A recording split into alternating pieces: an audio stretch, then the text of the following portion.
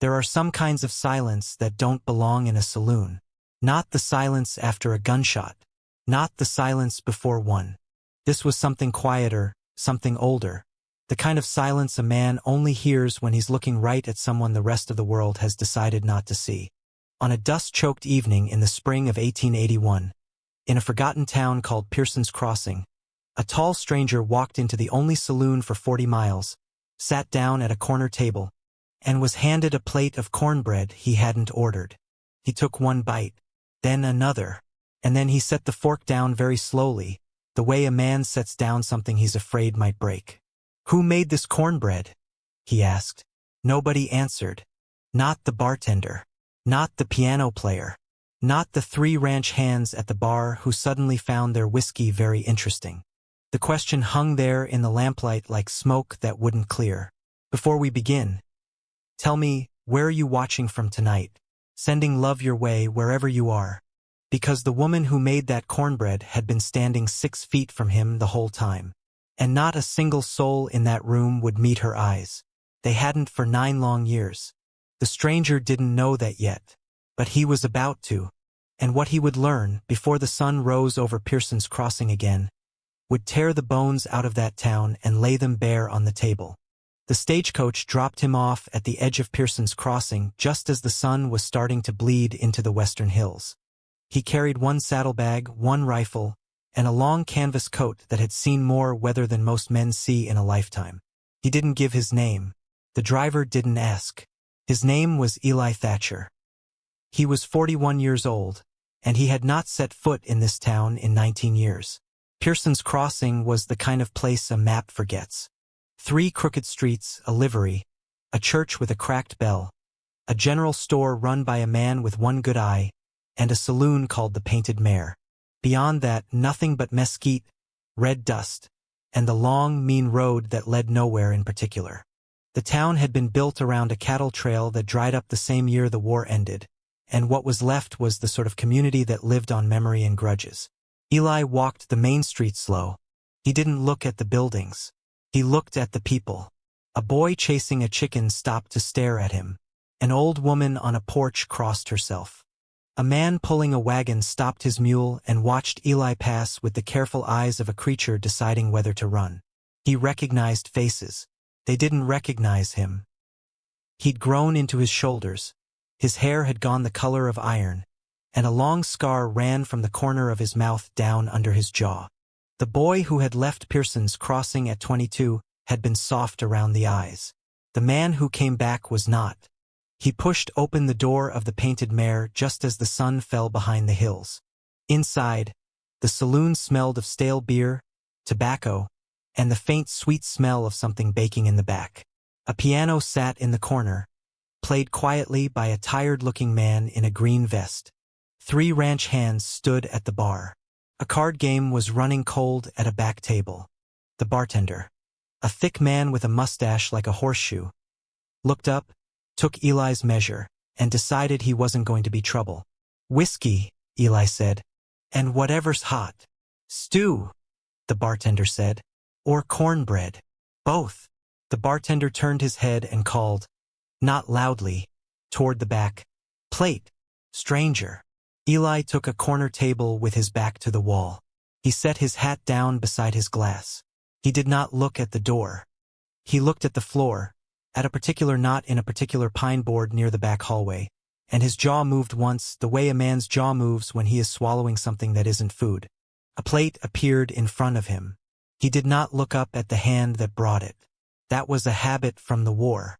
You don't look at the messenger, you look at the message. The plate held thick stew, a clay cup of coffee, and a wedge of cornbread the color of late sunlight. Steam rose from it. He picked up the fork. He took a bite of the stew. It was fine, salty, honest, the kind of stew that fills a man without flattering him. Then he broke off a piece of the cornbread and put it in his mouth. And something in his face changed. It was small. A stranger would have missed it. The bartender, polishing a glass 20 feet away, did not miss it, because the bartender had watched 1,000 men eat and he knew the difference between a man tasting food and a man tasting a memory. Eli chewed slow. He set the fork down. He swallowed. He took another bite. He chewed slower. Then he set the fork down a second time, and this time he did not pick it up again. "Who made this cornbread?" he asked. He did not say it loud. He said it the way a man asks a question whose answer he already half knows and is afraid to hear. The piano kept playing. The ranch hands at the bar went very still. The bartender's polishing rag slowed, then stopped.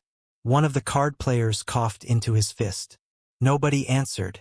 Eli waited. He was a patient man. Patience had kept him alive in places where impatience had filled mass graves. He waited the way the desert waits. The bartender finally cleared his throat. "Cook does the cornbread." "And who's the cook?" The bartender looked at the ranch hands. The ranch hands looked at their drinks. The piano man hit a wrong note and pretended he hadn't. "Just the cook," the bartender said. Eli's eyes moved, slowly, around the room, past the bar, past the card table, past the piano, and stopped, finally, on a woman standing in the doorway between the saloon and the back kitchen. She was thin. Her dress was gray and patched at the elbows. Her hair was pulled back so tight it looked painful. Her hands were red from washing. She was looking at the floor. She had been standing there the entire time, 6 feet from him. And not a single person in that room. Not the bartender, not the ranch hands, not the piano player, not the men at the cards, had so much as glanced in her direction. Eli looked at her for a long time. She did not look up. And in the small, terrible silence that followed, Eli Thatcher understood, in his gut, before his mind had even caught up, that something very wrong had been living in this town for a long, long time. He stood. He didn't go to her right away. That would have been a mistake. Whatever this town was doing to her, whatever rule it was that made her invisible, would close around her tighter the moment he broke it. So he sat back down. He picked up the fork. He ate the cornbread, every crumb, with the slow deliberateness of a man performing a small private ceremony. He drank his coffee. He paid in coin, more than he owed, and laid the extra on the plate the way a polite man might. Then he looked at the bartender and said, quietly, "Compliments to the cook." The bartender's mustache twitched. "I'll pass it along."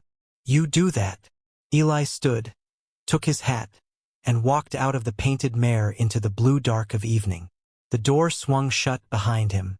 The piano started up again, too loud, too fast. The conversations rushed back in like water filling a hole. Outside, the air was cold and smelled of horses and wood smoke. Eli stood on the boardwalk for a long minute, looking at nothing, while his hands rested very still at his sides. He had not come to Pearson's Crossing for her. He had come for something else entirely. A debt 19 years old, a grave he had never been allowed to visit, a name he had not spoken out loud since the last time he rode out of this town as a young man. He had come to put one ghost in the ground.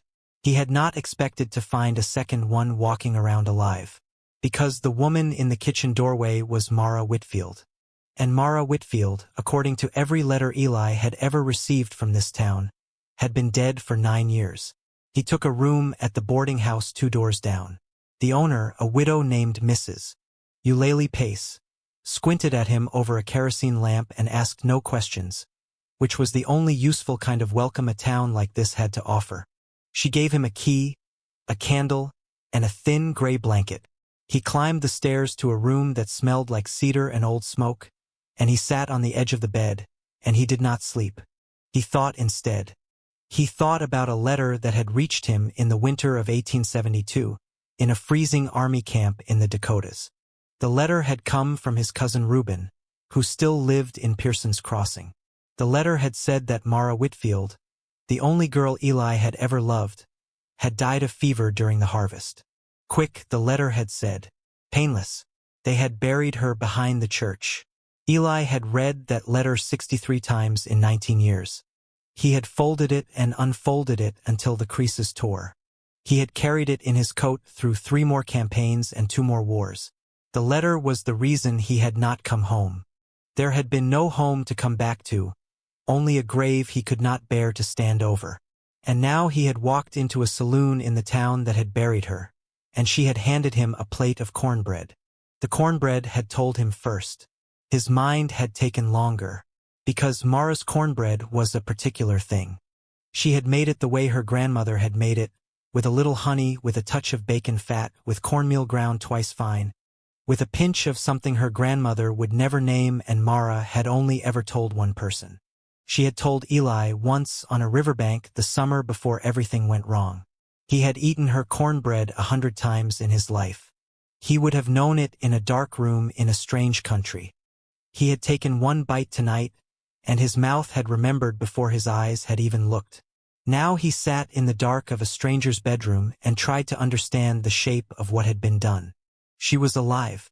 She had been alive this whole time. Someone in this town had written him a letter saying she was dead. And the rest of the town had decided to make that letter true by simply refusing to see her. 9 years of not being looked at. 9 years of being a ghost in your own town.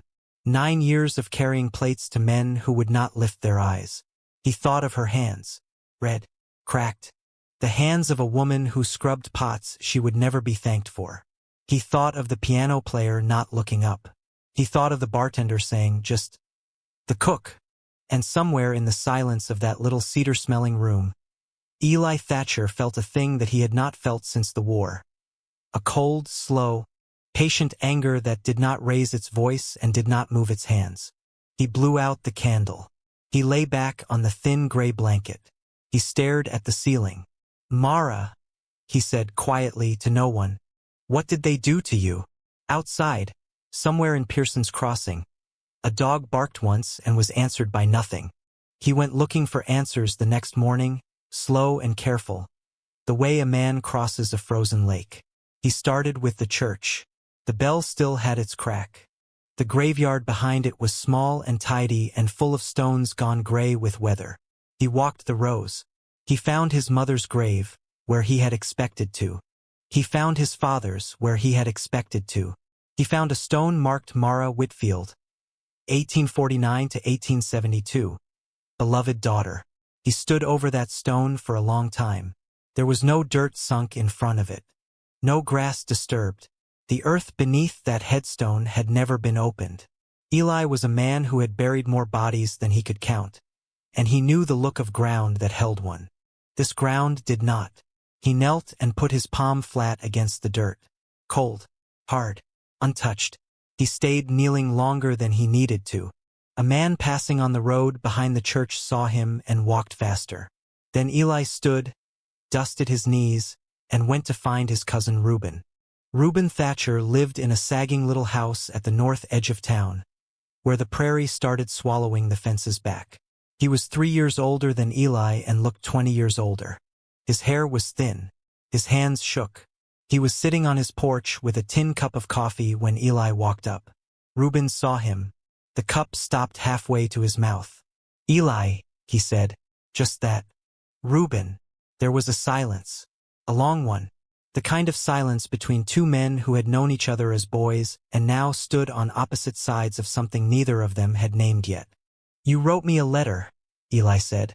Reuben's eyes dropped. "In 72. Reuben said nothing. "You wrote me that Mara died of fever." Reuben's hand began to shake worse. The coffee jumped in the cup. Eli sat down on the porch step. He did not sit close. He took his hat off and laid it on his knee. He looked out at the prairie. The wind was moving the grass in slow gold waves. "I'm not going to hurt you, Reuben," he said. "I just need you to tell me."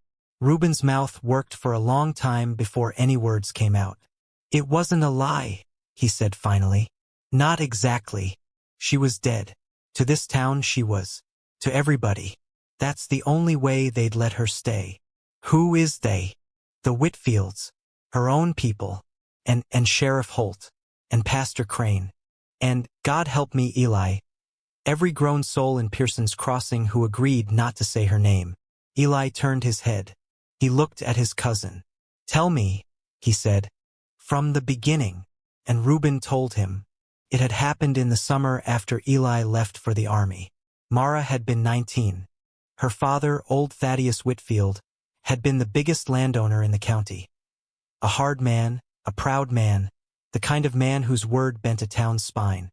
He had wanted Mara married to a cattleman named Royce Carver, a man twice her age with a face like a slammed door. Mara had refused. She had refused publicly, in front of half the town, at her own betrothal supper. She had stood up and said she did not love Royce Carver, that she would not be sold to him, and that she was already promised in her heart to a boy who had gone east to the war. She had named Eli. In front of everyone. Thaddeus Whitfield had not struck her. That would have been too small. He had done something worse. He had stood up at his own table, in front of his own guests, and he had said, "Then she is no daughter of mine. From this hour she does not exist in this house, in this town, in this county. She has no name. She has no people. Whoever looks upon her looks upon a stranger. Whoever speaks to her speaks to the wind." And Pearson's Crossing, quietly, shamefully, completely, had obeyed. The pastor had agreed not to read her name from the pulpit. The sheriff had agreed not to put her name in any record. The teacher had agreed not to teach her younger sisters her name. The Whitfields had set a stone in the churchyard with her name on it 3 years later, when the fiction needed firming up, after a traveling preacher had asked awkward questions. She had been allowed to live, but only as a ghost. She had been allowed to work, at the saloon, at the laundry, at the boarding house, but only as a pair of hands. Nobody spoke to her. Nobody met her eyes. Children were whipped if they did. Strangers who tried were warned off. She slept in a lean-to behind the saloon. She ate what was left on plates. She had not heard her own name spoken aloud in 9 years. "And you wrote me she was dead," Eli said quietly. Reuben was crying now, the silent shaking kind, the kind that doesn't make sound. "Thaddeus made me," he said. "He said if you came back for her, he'd ruin our family. Take the land. Run my father out. He said the only mercy was to make you forget her. I thought I was helping you, Eli. I swear to God I thought I was helping you." Eli sat very still. The wind moved the grass. After a long time he put his hat back on his head. "Where is Thaddeus Whitfield now?" he asked. Reuben wiped his face with the back of his hand. "Big house. North Road. Still alive. Still rich. Still hating his daughter for the sin of saying no." Eli stood. "Eli," Reuben said, "what are you going to do?" Eli looked down at his cousin. His face was not angry. That was what frightened Reuben most. "I'm going to make this town look at her," he said. And he walked off down the road toward the north. He didn't go to Thaddeus Whitfield's house that morning. A man who walks straight at a snake gets bitten. Eli had learned, in places worse than Pearson's Crossing, that the first thing you do when you want to break a powerful man is not to threaten him. The first thing you do is take away the silence he depends on. So he went, instead, back to the Painted Mare. It was barely past noon. The saloon was nearly empty. One drunk asleep at a back table, the bartender wiping down glasses, the piano covered in a sheet. Sunlight came through the front windows in hard yellow blades. Eli sat at the same corner table as the night before. The bartender looked up. "Bit early." "Coffee," Eli said. "And cornbread." The bartender hesitated. Just a flicker. Then he turned his head toward the back. "Plate." "Same fella." Eli waited. He did not look at the kitchen doorway. He looked at his hands on the table. They were broad hands, scarred across the knuckles, steady. A plate appeared. Cornbread, a small pot of honey, a tin cup of coffee. This time, as the plate was set down, Eli spoke. Quietly, without looking up. "Mara," he said. The hand setting the plate stopped. It did not lift. It did not flee. It simply stopped, frozen 6 inches above the wood. He did not look up at her face. He kept his eyes on the plate. "It's Eli," he said. "I came home. I'm sorry I'm 19 years late." There was no sound in the saloon except the bartender's rag, which had also stopped. He still didn't look up. "You don't have to say anything," he said. "I just wanted you to hear your name." A drop of something fell onto the table beside the plate. He thought, for a half-second, that the roof was leaking. Then he understood that it wasn't. He raised his eyes, slowly, the way a man approaches a wild horse. She was looking at him.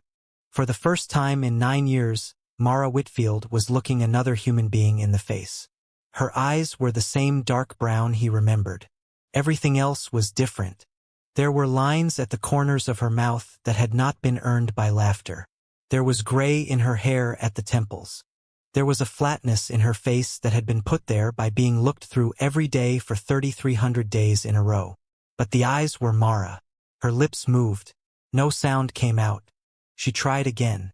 "Eli," she whispered, came out cracked, like a bell that had not been rung in a long time and had forgotten how. He nodded. Just once. The bartender, behind the bar, was staring at them with the look of a man watching a building catch fire. "Hey," the bartender said. "Hey now. You can't."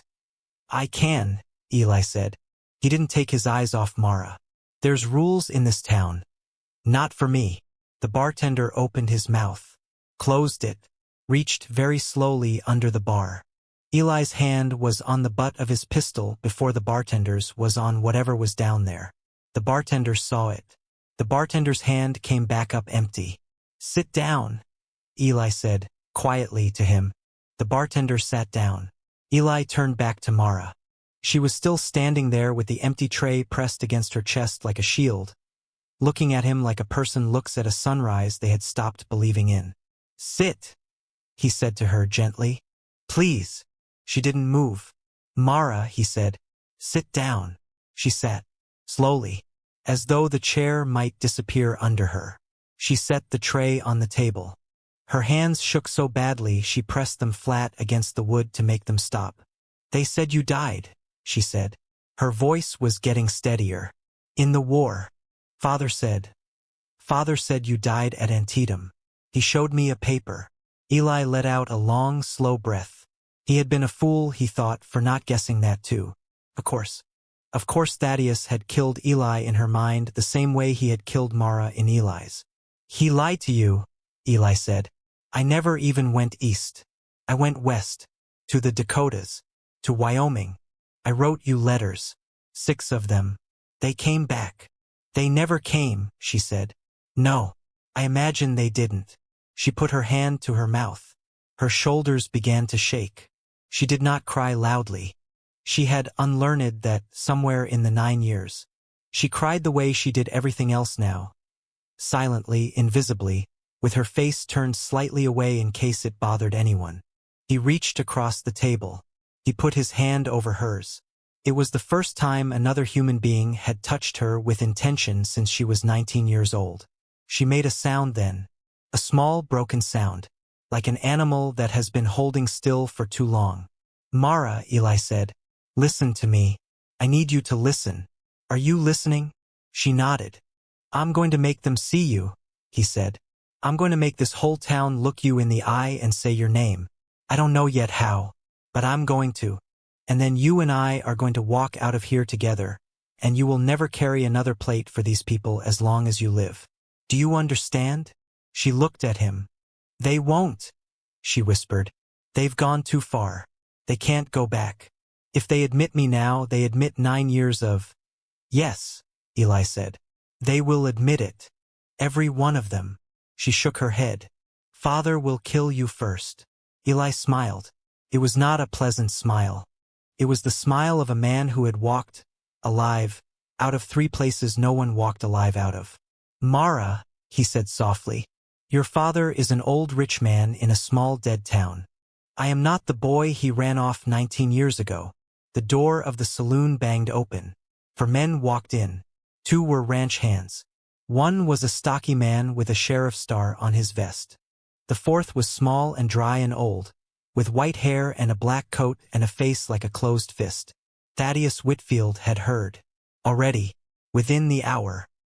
He looked at the table where his daughter sat with another man's hand over hers, and for the first time in 9 years, Thaddeus Whitfield looked directly at his daughter. He looked at her like he wanted to kill her with his eyes. Eli stood up, slow, and put himself between them. For a long moment, nobody in the painted mare moved. The sunlight through the window had shifted just enough to cut a sharp gold line across the floorboards between Eli and the 4 men at the door. It looked, for that strange second, like a drawn border.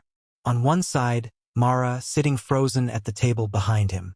On the other side, her father and the law he had bought. Sheriff Holt was the first to speak. He was a careful man. He had the face of someone who had spent 20 years pretending not to notice things. He held his hands away from his belt, palms half shown. "Stranger," he said, "we don't want trouble." "I know what you want," Eli said. "You want quiet. You've had 9 years of it. You don't get any more." Thaddeus Whitfield stepped past the sheriff. He was small. Smaller than Eli remembered, smaller than the story Reuben had told that morning. But the meanness in him had grown to fill what his body had lost. His eyes were pale and dry. "Get your hand off her," he said. Eli did not move. "You don't know me, boy," Thaddeus said. "You don't know what I can do in this town." "I know exactly what you can do," Eli said. "You can write a letter that kills a man for 19 years. You can teach a town to look through your own child. You can put a stone in the ground over a living woman and make your neighbors water it. I know what you can do, Mr. Whitfield. I've seen smaller men do bigger evil. You're not impressive. You're just old." Thaddeus's face went the color of paper. "Sheriff," he said very quietly. "Arrest him." Holt didn't move. "Sheriff." "On what charge, Thaddeus?" Holt said. His voice was tired. He sounded, for the first time in years, like a man who had been waiting to be asked an honest question. "He's harassing a what?" Eli said. Thaddeus's mouth closed. "Say it," Eli said. "Out loud, in front of these men. Say what she is to you." "She is nothing to me." "Then there's no charge. She's a servant of this saloon." "She's your daughter," Eli said. "Her name is Mara Whitfield. She is 28 years old. She was born in your house. Her mother was Eliza Whitfield, who died of pneumonia in 1862. She has a scar on her left wrist from when she fell off a fence at age 8. She is alive. She is here. She made the cornbread I ate last night, and her grandmother taught her to put a pinch of cardamom in the meal, which is the secret nobody else in this county knows. She is real, and every man in this room knows it." The bartender, behind the bar, was holding very still. The 2 ranch hands at the door were not looking at Thaddeus anymore. They were looking at the floor. "I want every man in this town," Eli said. "In this saloon by sundown." "You don't give orders here," Thaddeus hissed. "I'm not giving an order," Eli said. "I'm giving a warning. I will be standing on this porch at sundown. I will say her name out loud, in front of God and Pearson's Crossing. Any man who is not here to hear it will hear it tomorrow from his neighbors. Any man who tries to stop it will answer to me. And I am very tired, Mr. Whitfield, of being polite about people like you." He turned, slowly, to Sheriff Holt. "Sheriff," he said, "you have a choice to make in the next 4 hours. You can stand on the porch with him." He nodded toward Thaddeus. "Or you can stand on the porch with her." He nodded toward Mara. "There is no third place to stand. Not anymore." Holt's mouth opened and closed. Thaddeus saw it. "Holt!" Thaddeus warned. Holt did not look at him. "For hours," Eli said. He sat back down at the table. He turned his back on the 4 men at the door deliberately, the way a man turns his back on a dog he has decided is not dangerous. He picked up the cornbread and broke off another piece and ate it. Mara, across from him, was staring at him as though she had never seen a human being do anything so reckless in her life. Behind him, Thaddeus stood for a long moment. Then he turned, sharply, and walked out. The 2 ranch hands followed. Holt lingered a second longer, looking at the back of Eli's head, then at Mara, then at the floor. He took off his hat. He held it in his hands. "Ma'am," he said very quietly in Mara's direction. It was the first word any official of Pearson's Crossing had spoken to her in 9 years. Then he left. The afternoon was a long, strange one. Word moved through Pearson's Crossing the way fire moves through dry grass. By 2 o'clock, the general store was empty because everyone had gone home to argue with their wives. By 3 different mothers had slapped 3 different children for asking who Mara Whitfield was. By 4, Pastor Crane had been seen walking up the north road to the Whitfield house with his hat in his hand. and walking back down it again half an hour later with his face the color of milk. Eli did not leave the saloon. He sat with Mara at the corner table. He did not let her get up to work. When the bartender opened his mouth to protest, Eli looked at him once, and the bartender closed it again and went to pour his own beer. They talked, quietly, across the table. 19 years had to be passed across a few feet of pine, and there was not enough afternoon to do it. He told her about the Dakotas, about the winters that froze a man's eyelashes shut, about the letter from Reuben and the 63 times he had read it. She told him about the lean-to behind the saloon, about the day a child named Annie Carver, 4 years old, had said hello to her in the street, and Annie's father had dragged the child home and Mara had heard her crying through the wall that night. She told him she had stopped speaking out loud, mostly somewhere in the 3rd year. There was no one to speak to. She had spoken only to herself, and to the doe, and to the kitchen cat, who had died in the 6th year and not been replaced. She told him she had wanted to die in the 5th year. She had stood by the river one night with stones in her apron. She had not done it because of the cat.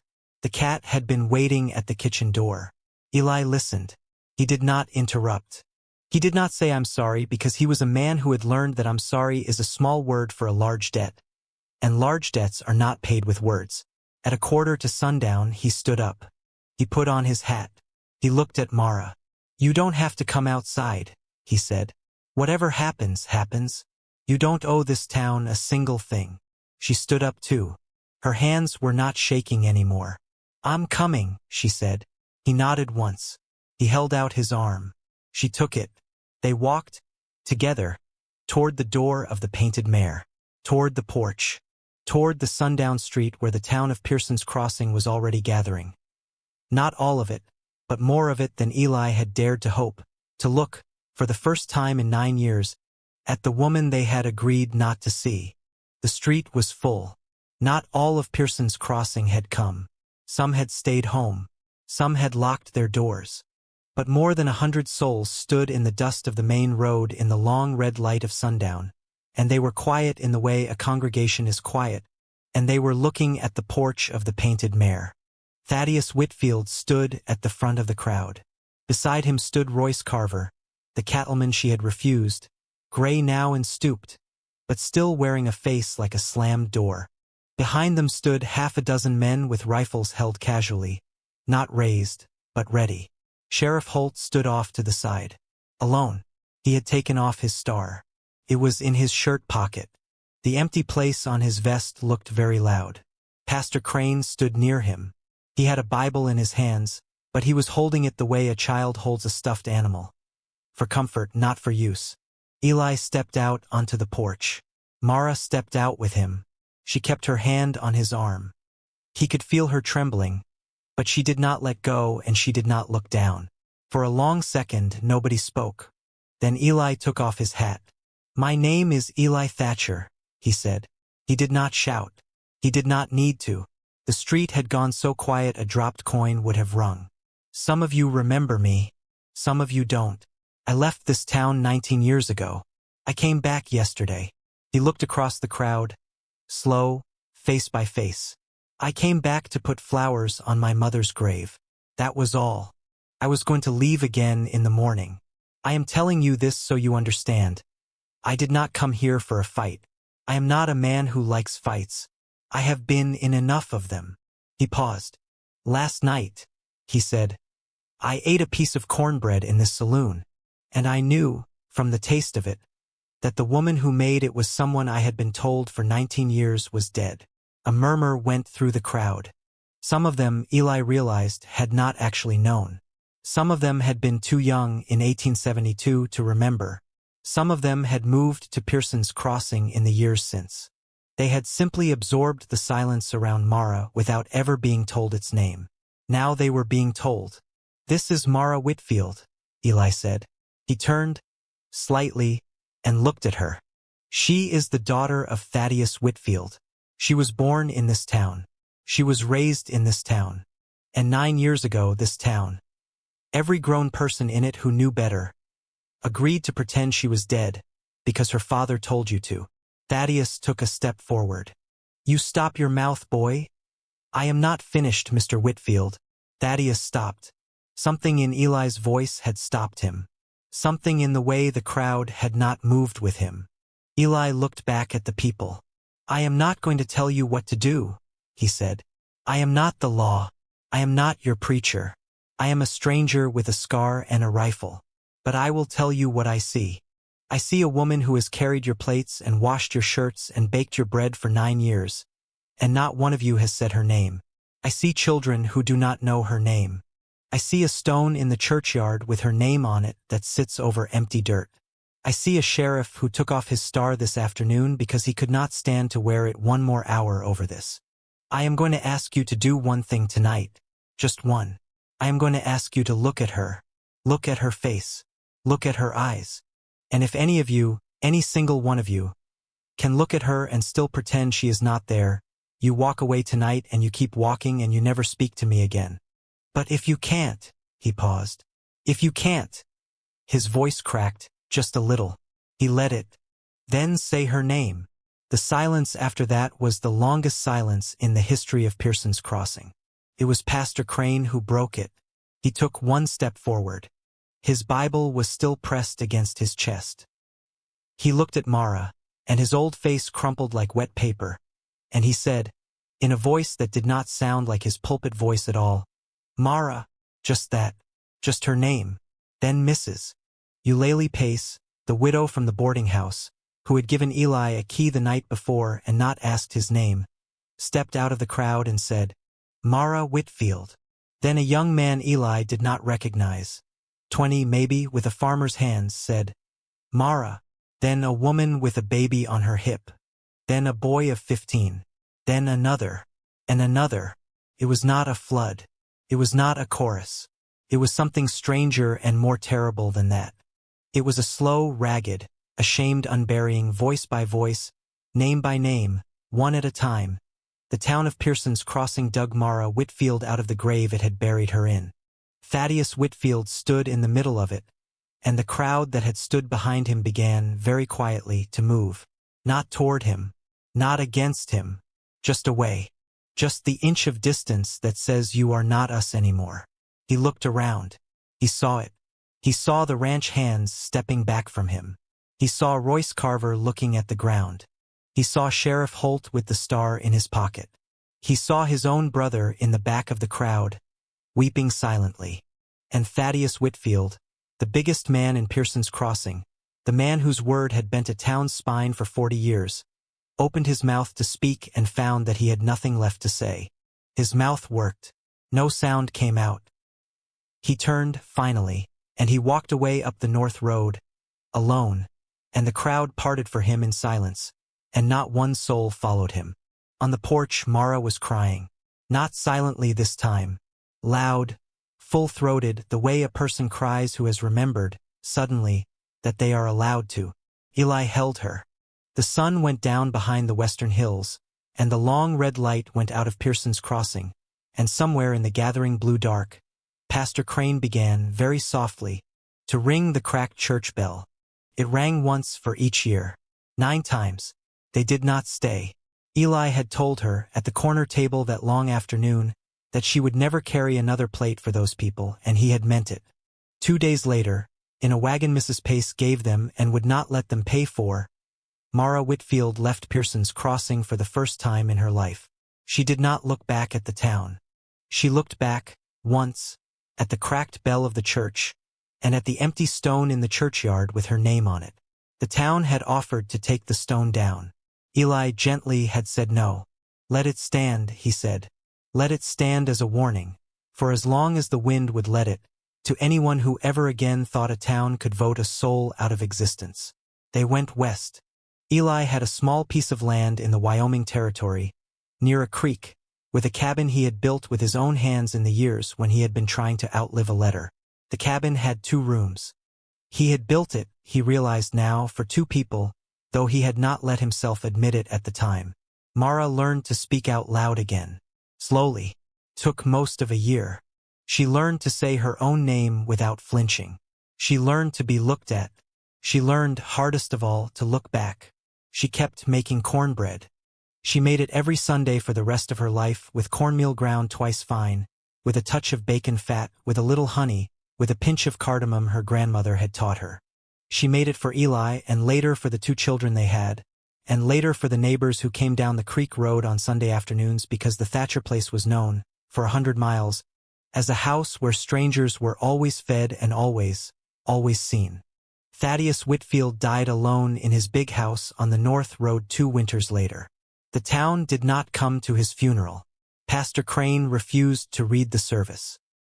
He was buried by a hired man from another county, in unmarked ground at his own written request, the last act of pride from a man who had run out of everything else. Pearson's Crossing itself did not last much longer.